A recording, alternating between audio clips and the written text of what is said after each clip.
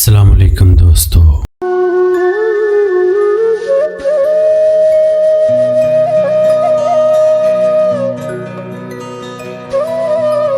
میں ہوں آپ کا ہوسٹ خالد اور آپ دیکھ رہے ہیں اولڈ پنجاب از گولڈ۔ آج ایک ایسی سٹوری آپ کے لیے لے کے حاضر ہوا ہوں جس کا عنوان ہے پرانی یادیں۔ بارش کی بوندیں کھڑکی کے شیشے پر ہلکی ہلکی دستک دے رہی تھی۔ کمرے میں ہلکی مدھم روشنی پھیلی ہوئی تھی اور صوفے پر بیٹھی وہ عمر رسیدہ عورت کسی پرانے خط کو بار بار پڑھ رہی تھی۔ ہر الفاظ، ہر جملے اسے برسوں پیچھے لے جاتا۔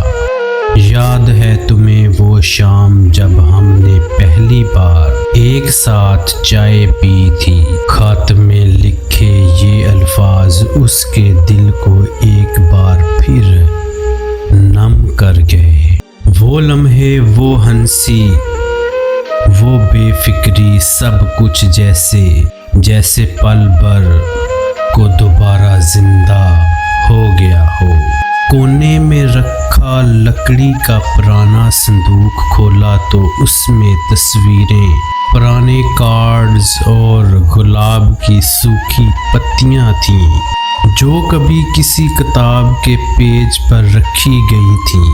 ہر شے ایک کہانی تھی، ہر شے ایک یاد۔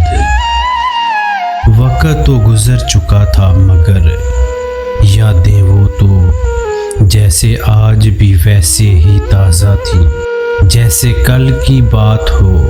اس نے آہستہ سے آنکھیں بند کی، ایک ہلکی سی مسکراہٹ اس کے چہرے پر پھیل گئی۔ پرانی یادیں صرف دل کو تکلیف نہیں دیتی، بعض اوقات وہ زندگی کا سب سے خوبصورت سرمایہ بن جاتی ہیں۔ والدین کی محبت ایک انمول قصہ ہے۔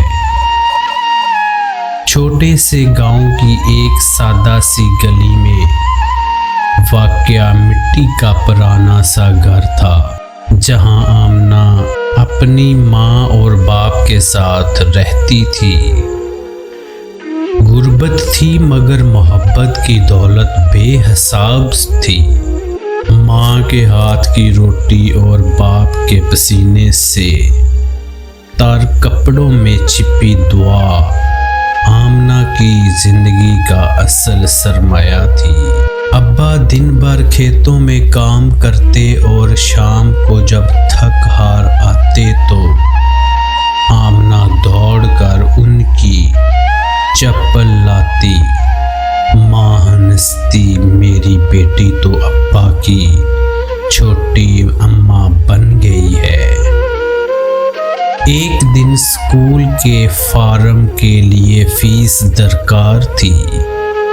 ماں نے اپنی شادی کی بالیاں نکال کر رکھ دیں اور ابا نے خاموشی سے انہیں بیچ کر فیس ادا کر دی۔ آمنہ کو خبر نہ ہونے دی، بس مسکرا کر کہا، بیٹی علم سب سے بڑی جاگیر ہے، لے کر رہنا۔ سالوں بعد جب آمنہ ایک ڈاکٹر بن گئی اور شہر میں نوکری مل گئی تو وہی ابا جو کبھی سائیکل پر بیٹی کو اسکول چھوڑنے جاتے تھے آج ہسپتال کے کمرے میں زیر علاج تھے۔ آمنہ نے ان کا ہاتھ پکڑا اور آنکھوں میں آنسو لے آئی اور آنکھوں میں آنسو لیے کہا، ابا یہ سب آپ کی محنت اور ماں کی قربانیوں کا نتیجہ ہے۔